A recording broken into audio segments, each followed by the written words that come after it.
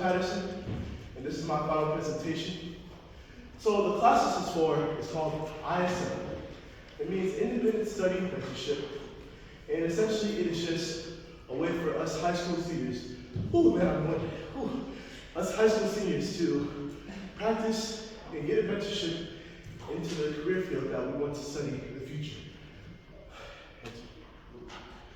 Before I start, I just want to talk about some parts. This is from my website. I couldn't get it finished because of some things regarding CCISD, so I'm not going to worry about it, but essentially the website was just supposed to talk about my process within my mentorship and in my class, and how I experienced it and how it helps me in my future. Okay. So, during my mentorship, I practiced culinary arts, which is basically just the planning, preparation, and plating of food. During my mentorship, I worked with Jason Channing right over there, and he was a very huge part in helping me succeed, not only within my own personal, ways, but within my mentorship and my class. So can we take a second to thank Mr. Channing?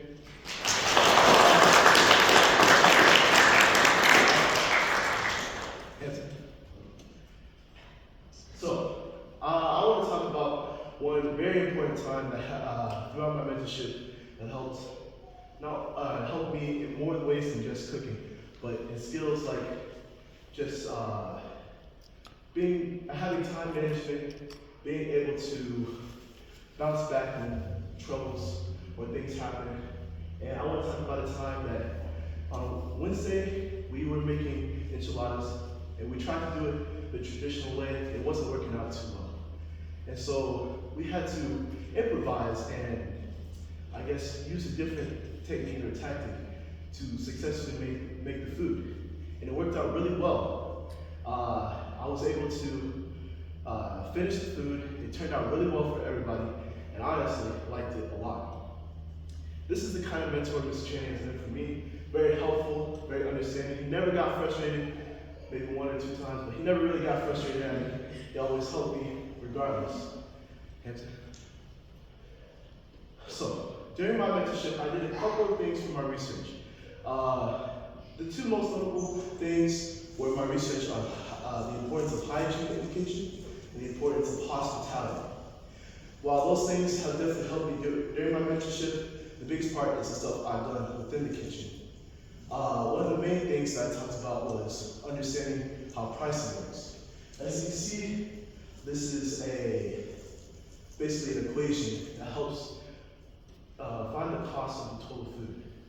It's just take the cost divided by the total ounce, that equals the cost per ounce, then you multiply it by the amount of ounces each person should get. Once you get that number, you'll be able to understand how much it costs for each person, and once you add it all up, it'll get the full price of the meal.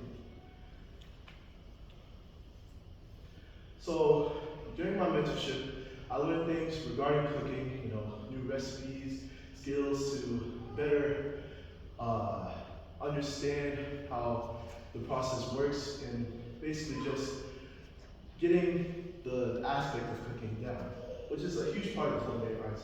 But there was a lot of things outside of that, like time management, hospitality, budget.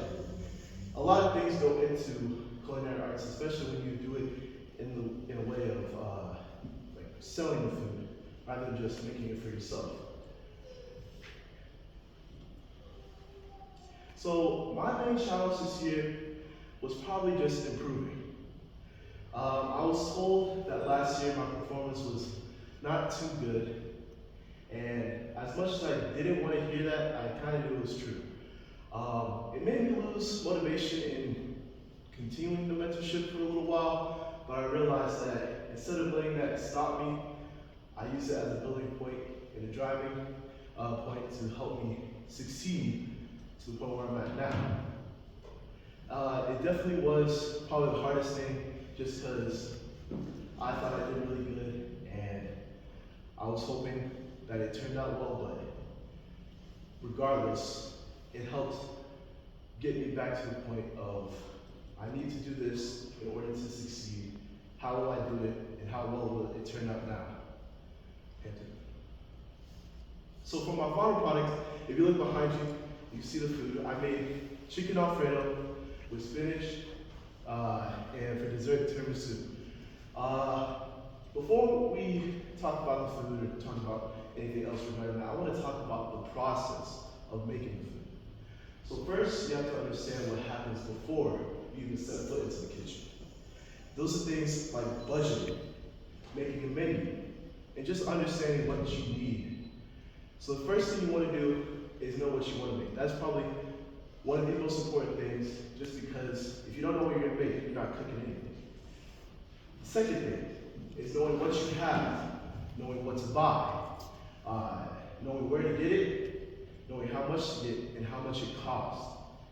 Knowing how much it costs, or how much it costs, leads you to the next point, which is budgeting.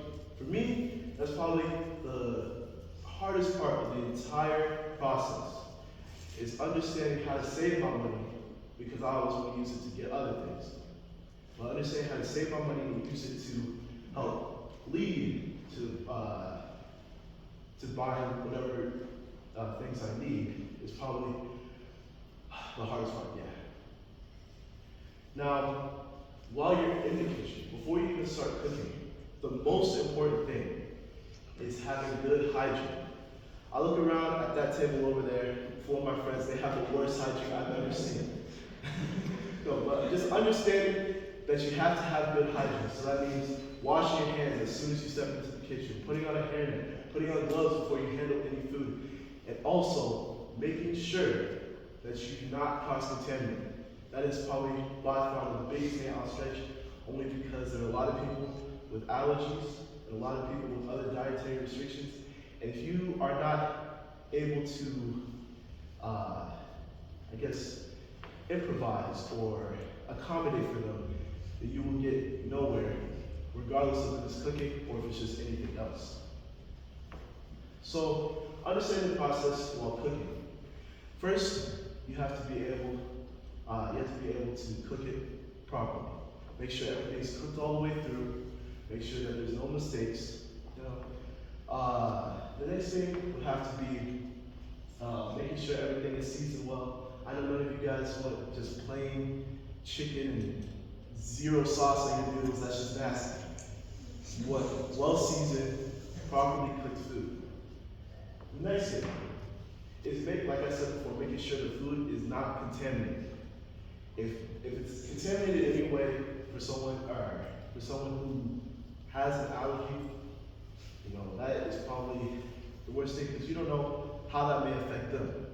I know some people with gluten allergies, some people who need halal food, some people who need just other dietary restrictions like dairy or a nut allergy.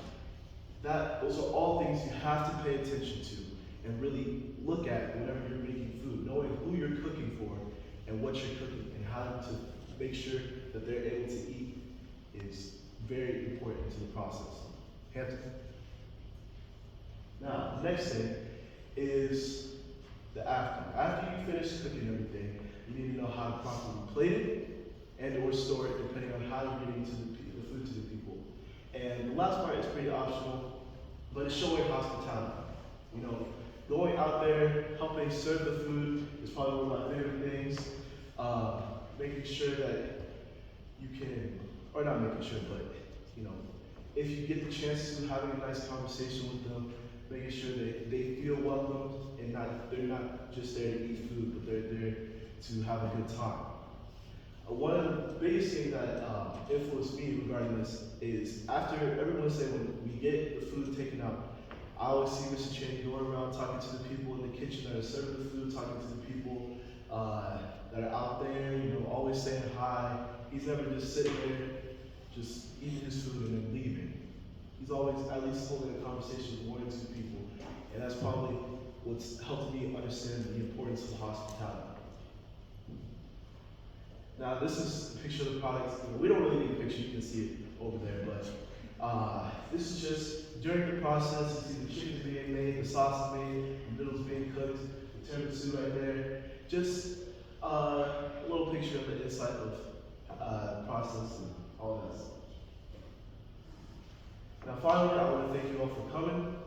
Um, I know it's very stressful for me at least, to be up here presenting to you guys, but knowing that I was able to successfully share the process and all the things that I worked so hard for to get here with you guys is probably the best thing that I could have ever asked for. So thank you, man.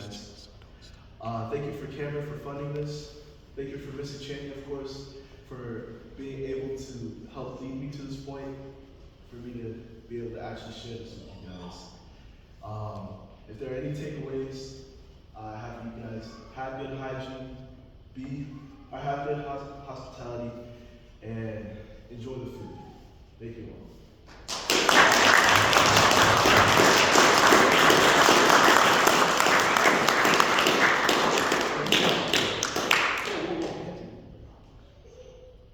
Question.